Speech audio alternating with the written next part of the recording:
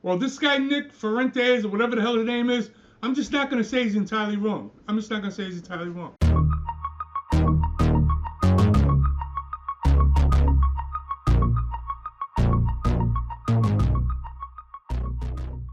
Going out of your way to reason that we talk about this, by the way, I know a lot of black people see this and they go, man, why are you always talking about black people, this and that?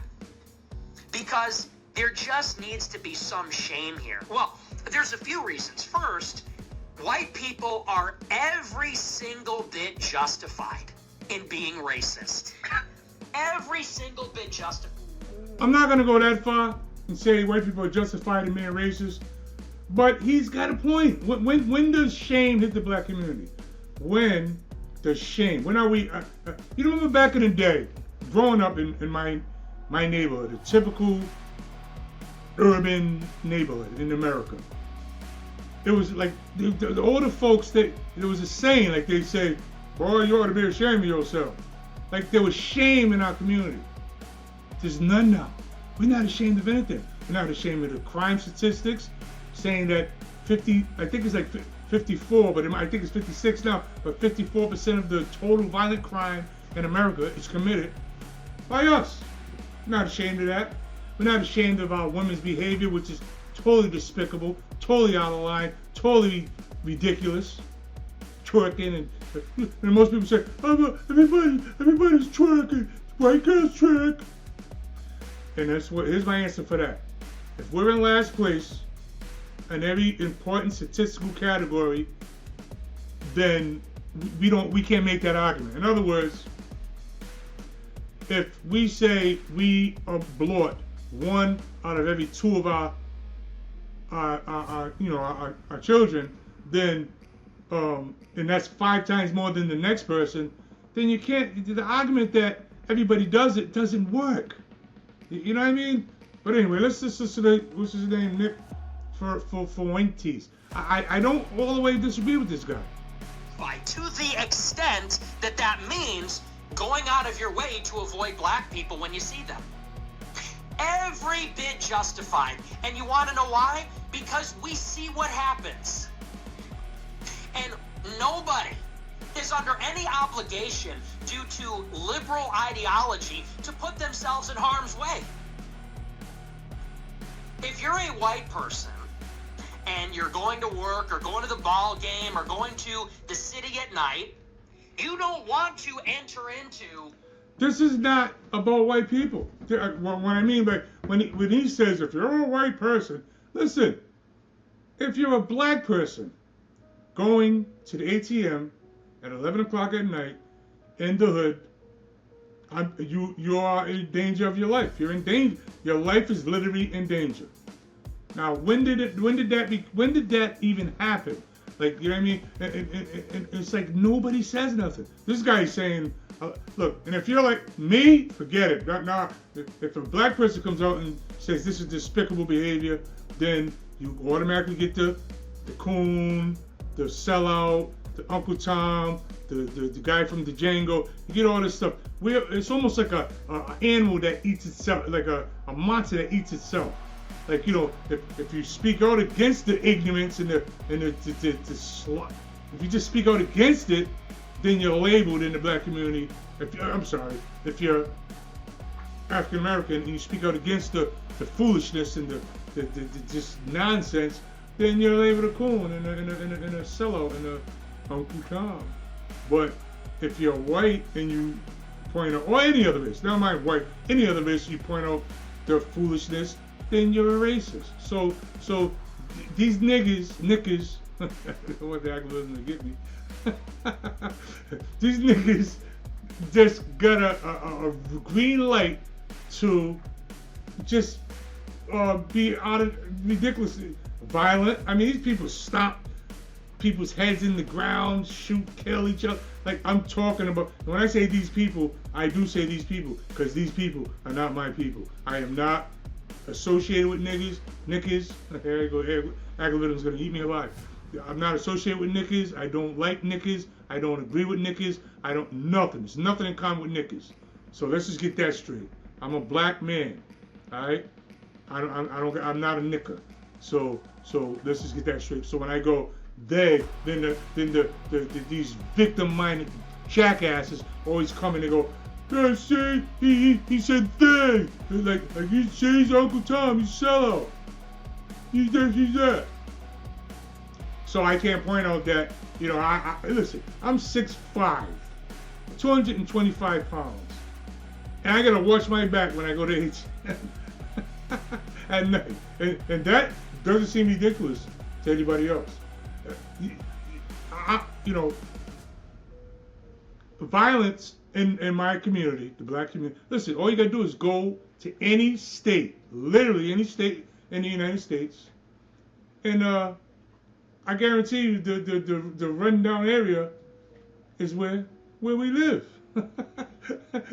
They say, well, white people, they come in, you know, they buy drugs too. Like they some of the white people, not all, some of the white people that come into the community that are on drugs or whatever, I've seen it. I used to, you know, I've been on both sides of the spectrum. I did them and I sold them. So I'm saying, but a lot of them people that come out of the suburbs and these suburban areas, they come into the city to get their drugs, then they go back there. Look, first of all, we can't keep blaming white people. Slavery, you got niggas that got it better than they've ever had it in the history of mankind right now, right? Can't say that because then you sound like they call you a coon for even saying that. But right now, we have got it better than we ever had it in the history of mankind. Our ancestors, the ones you guys always talk about, the ancestors are speaking to me and the strength of our ancestors and all this foolishness. Our ancestors went through atrocities, okay? Atrocities.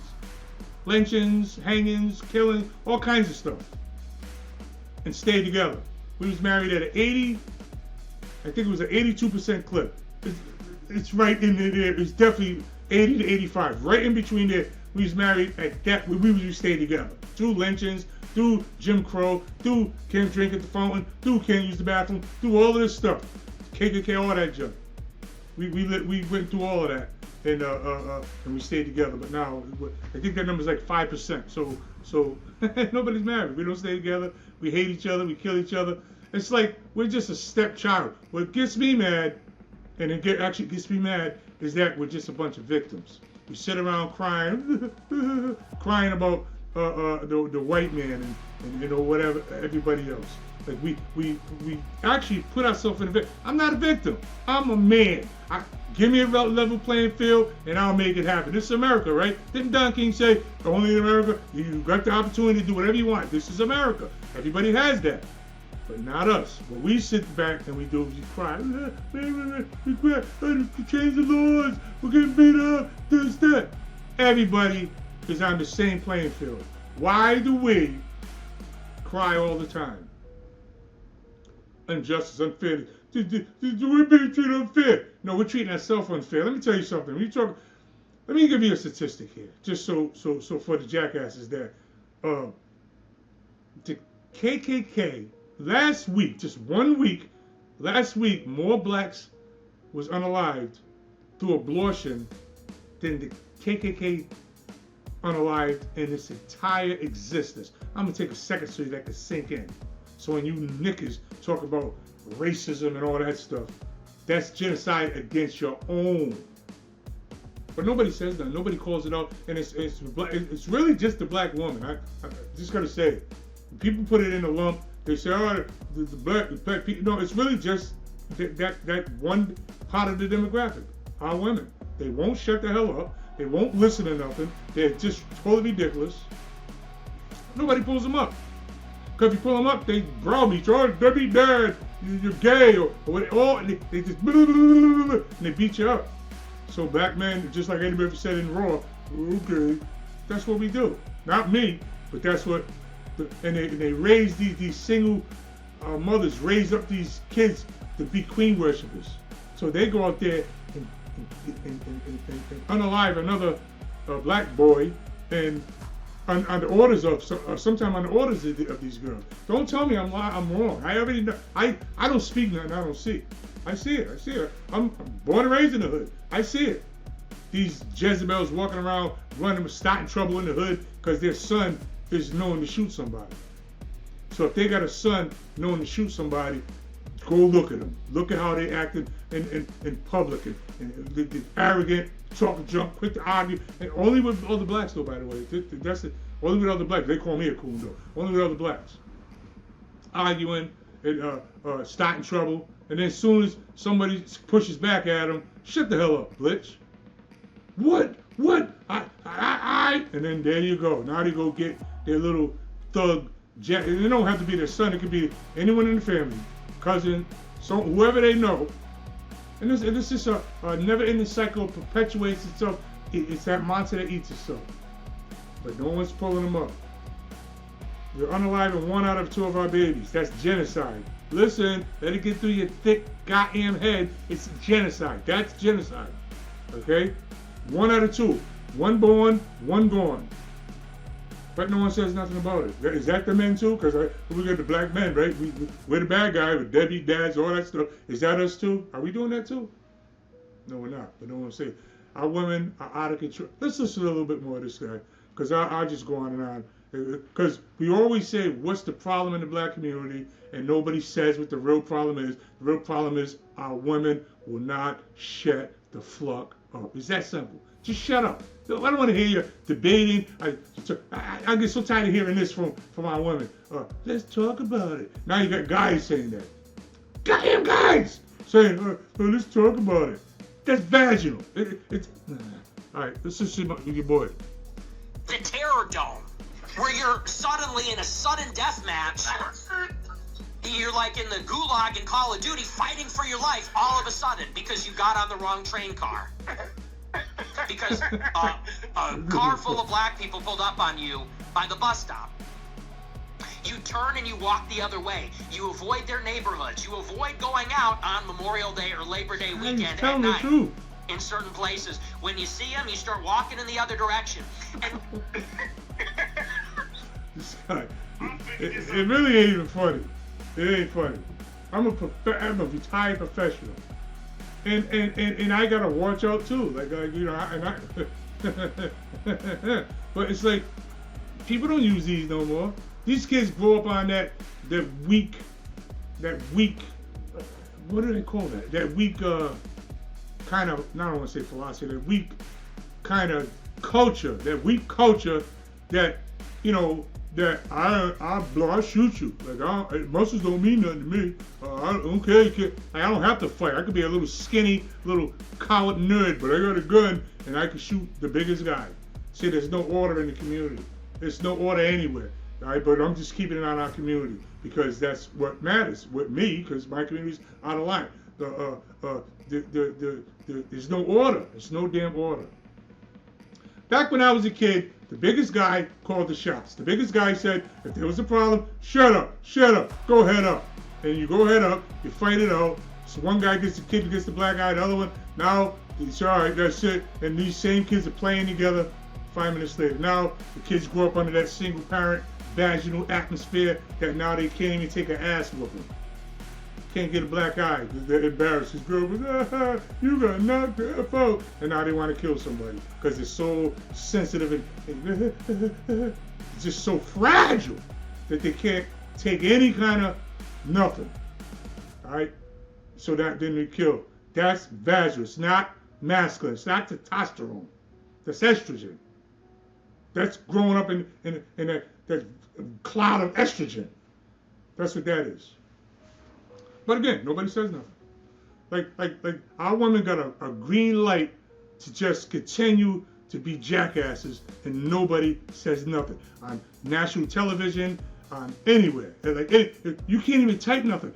If you think I'm lying, type something on Facebook remotely critical of the black woman, and I guarantee you it'll be shadow banned right away. But say something about the black man. Say deadbeat dad, anything, the algorithm will push it to everybody. So there's it's almost like, look, and now we're crying about Donald Trump, and we're always talking about racism. Racism, everybody's racist, the racism, the racism. No, it's about your jackass. Sorry, it is what it is. Everything's not racism. Right? Everything's not racism. But even the stuff with Donald Trump going to get putting the troops on. I don't agree with putting the troops on the ground. By the way, I don't think military should be on civilian ground. That's a whole nother argument. All right, but I'm saying if you got a what is that? It's not Chicago, the other place where you put the troops at. But if you got a police chief that doesn't even know what the chain of command means, and you got a black mayor that has to jump in to try to keep her from embarrassing herself, but she hired her, right? So you got these two black women. How does that even happen anyway, statistically? How does that even happen? Like, how does the podium be full with the top people all black? And I'm not saying that's bad or good, but if you guys believe in diversity, then obviously that wouldn't be good, would it? So that works on one side, but when you use it on this side, then it's favors too. So that's the DEI nonsense. That's the diversity, equity, inclusion nonsense that I can't stand. Let me tell you something. When it comes to public safety, I want the best person in the job. I don't care about diversity and rainbows and all that stuff. I don't care about that. I want the best person qualified for the job. If I got if I'm flying on a plane, I want the air traffic controller to be the best one. I don't want the air traffic controller to be a DI hire that is not qualified really, but because we need the token other color in there, gets that elevated to that job. I don't want that. I don't care if it's computers. Now I think they say Orientals, and this is Asians. I could be wrong, but I think they said some numbers. Someone did some kind of study or whatever that said that they seem to be more adept at the computers. Them and the Indian people from India. Anyway, my point is, I don't care that they're from India or they're from Asia. If they're better at computer, and I need to have them trains hitting the right tracks through a computer, then I would want them there. I don't want one of mine there if it's unqualified. I don't want an air traffic controller that's not qualified to be there on the basis of their color or some kind of diversity, equity nonsense. The bottom line is that we are out of control. And somebody got to have the balls to say it. I've been saying it. So it ain't like I say I got the balls to say it. I've been saying it from day one. I'm going to continue to say it. And I give you the solution. I don't just tell you, we got to have another table talk. Talking is over. That's vaginal anyway. All that talking. You know what I mean? The bottom line is the problem is our women. In the black community, the problem is our women. It's not our men. It's not the community. It's our women and our children. So I'm gonna add the children because they done destroyed the children. Now everything's about children. I can't stand these guys that always talk about the kids like we are the world. Whitney Houston. We are the world. Or like children. The hell with children. Listen, children got right again more than we've ever had in the history of mankind, and they're worse. So the answer is not to give them more. The answer is to give them less. But these guys always say, we need more programs. We need more programs for the children. We need more programs for the children. Bob. We're right in the middle of a video. Okay, I'll talk to you soon then. I'll see you in a minute. Is it all right? Yeah, everything. I'm just letting you know I'm on my way home. Okay, booby. I love you. I'll see you later. I love you too. Bye now. Bye, baby. So the thing is, what was I forgot what the hell I was saying. But children. These guys and these girls, they always want to use the children. You want to pass a law, say it's the children. When I was a kid, I got off the school bus. They told us, look both ways and cross. I'm still here.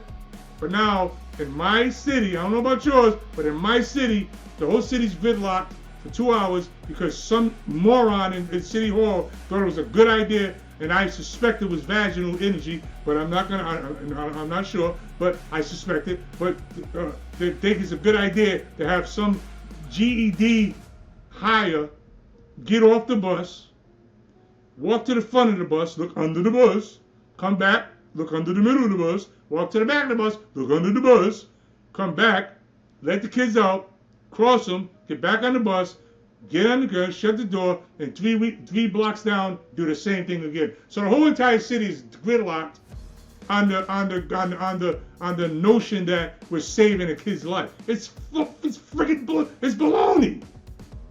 It's complete baloney. And look, Not saying I don't care about kid safety. If you thought that, obviously you're just a jackass, because that's not the issue here is it's dumb. You don't gridlock the whole city on the slim chance that some kid is idiot, dumb enough to run right under the bus. You don't do that. I don't care. And I think it's really about money anyway, because think about it. They had to equip every single bus with them little monitors, that little engine motor that slides the stop sign out, so stop the lights. So how much you think? Who got that contract? You want to talk? Because this is what it's all about. It's really about money. It's really about money. They sit up here and give the contract, so they'll pass the laws and lobby and pass the laws on the guys that we're protecting kids, but they really want to equip thousands of buses with them things, which is somebody making money. It's all about money. But they say it's all about caring and all that. It ain't about a damn thing. Let me get back to our women. All right. Let me tell you something, black woman. And please, by the way, let me just add this.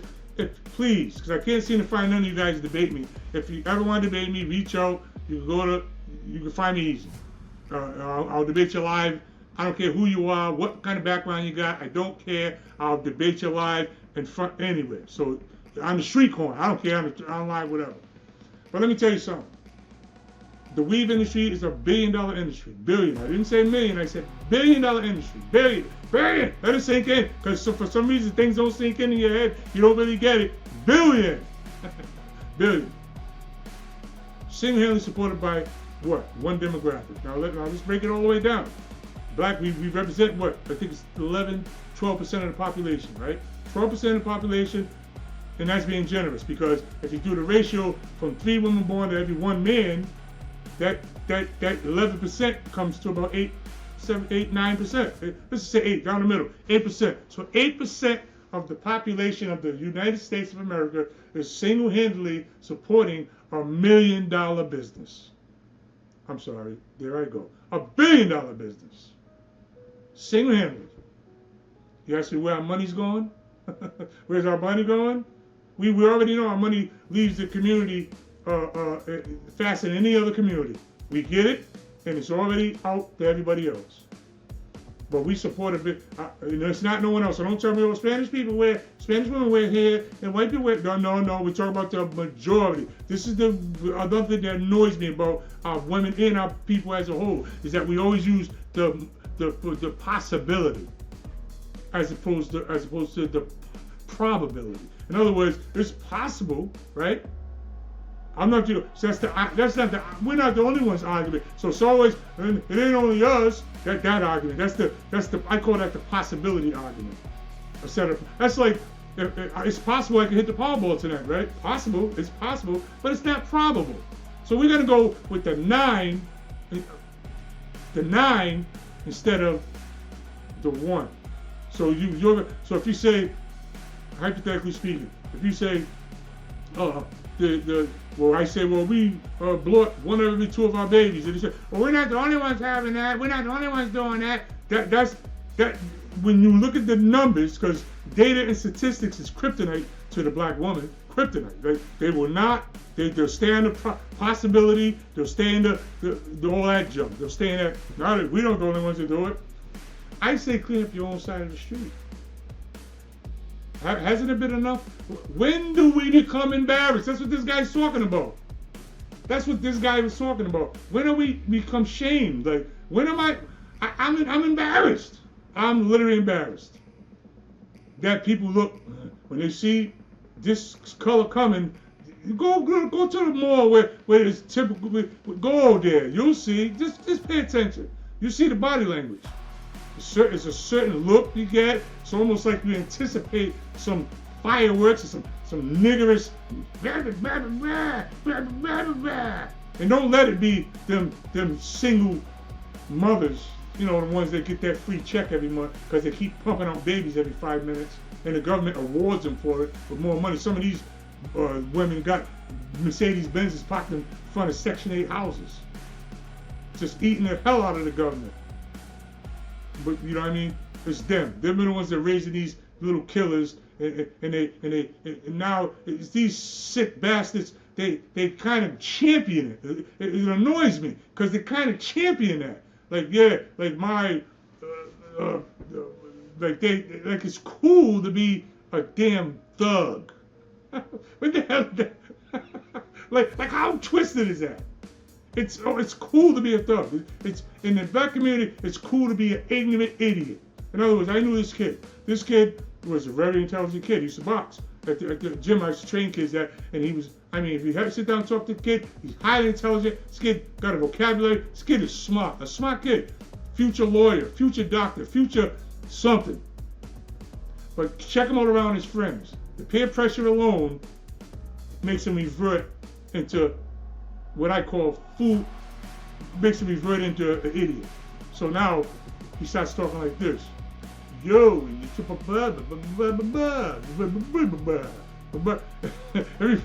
it's like, when did it become smart to be cool? I'm sorry. When did it become cool to be stupid? Like you stupid, you're cool. You're accepted, you're cool. So ignorant, you're accepted. And then they say they want this, but they don't want this. They want them. The problem with our community is our women are selfish. Point blank, our women are just selfish. We don't want to listen to nobody. They don't want to listen to nobody. Just selfish. They don't want to listen to me. They don't want to listen to men in particular because they're so busy being independent. I'm independent. I don't need no man. What does that translate to anyway, jackass? What is that? I don't need no man. What does that translate to? It translates to I don't need my man, the black man. That's what that means. Because you ain't talking about Mei Ling. Mei Ling ain't letting you get her man. Mei Ling, you know Mei Ling. Use the scanner man. Oh, I'll get on that too. But Maria ain't letting you take Jose. Mei Ling ain't letting you take Bruce Lee.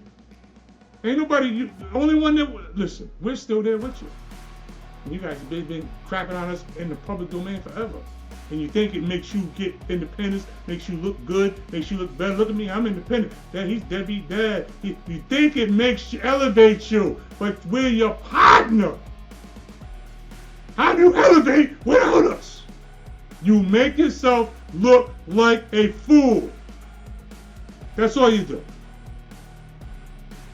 That's all you do. After you jackasses in church every Sunday.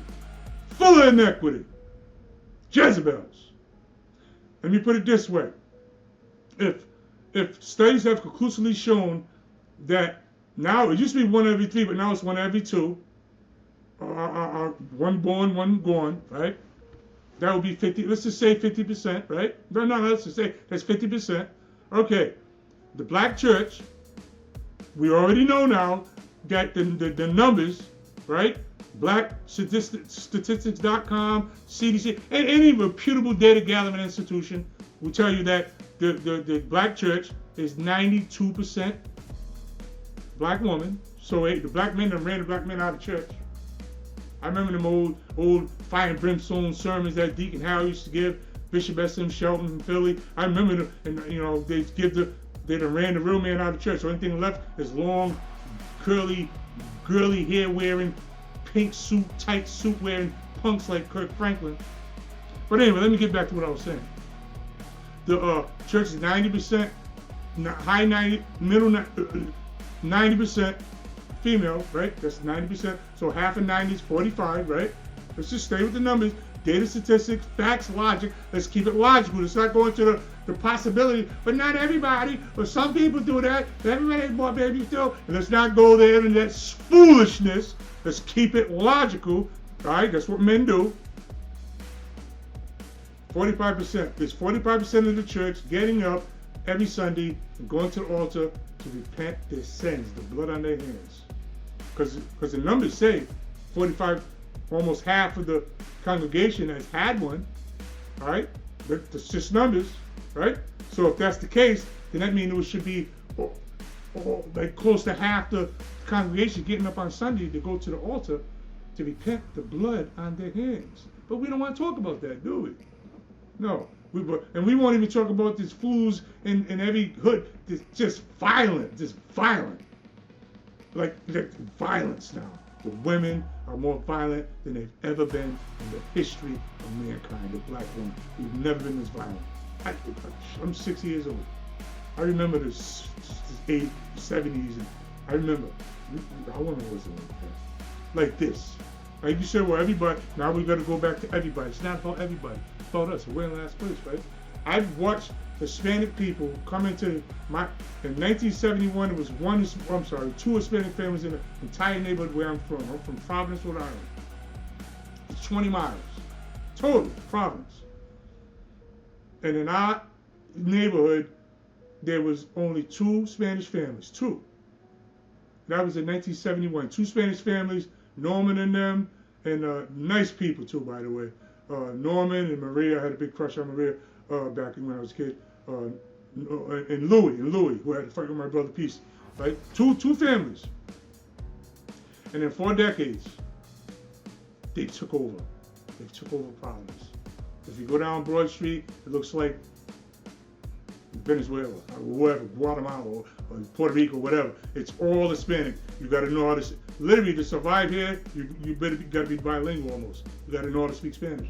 That's how many, it's just all, they took it over. Now, in the 70s, we had black businesses. We had all kinds of black businesses, man. What happened? So in 4 decades, they've come in and take over everything that we had that was ours for the taking. And then now we sit around and cry. We don't say, hey, something's wrong with this whole model is broken. There's something, we got to change the model. What are we doing? There's something wrong. Hey, what was wrong? Oh, well, one thing that's a blaring, it's blaring. It's like saying us right in the face. Other people say it, but it's no father in the home. All right, it's got to be that, right? It's got to be that. There's no father in the home. That's got to be the key. But we won't say that. We'll say, our woman will say, come on, let's have a table talk. Let's all talk about it. Let's discuss it. And all this foolishness. No, shut the hell up. We know what it is. Ain't no dads in the house. We don't got to guess that. 4 decades, they took over everything. Took it all over. And now we sit around and cry like a bunch of bitches. Oh, why do the Hispanic people own everything? Don't blame them.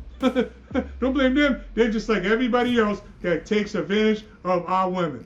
Look at them two little Chinese women. Why in the hell? When the hell? And I'm gonna end with this because I'm going all night. When the hell did black women become so petrified of that little Oriental woman, Asian woman? I want to get it politically correct. It was Asian, Oriental. You know what I'm trying to say. Our women are totally petrified of them ladies. I don't know why they're so tiny. They talk, and they just cuss them out. They yell at them, treat them like dirt. They follow them around the damn hair store. Get the weed. Shut up. Don't be making noise in my store. Get over there. Are you trying to steal something? Get out of it. They treat them like dirt. And they keep coming and shoveling our money to them. Here you go. Putting their kids through college. Putting that junk on their damn head. Back in the 70s, there was afros. Remember that? Afros. Get a $1.50 afro pick and a $2 little thing of Afro Sheen or Ultra Sheen hair grease. And you grease your hair up. You pump it out. And you're beautiful. And we loved you. We loved you.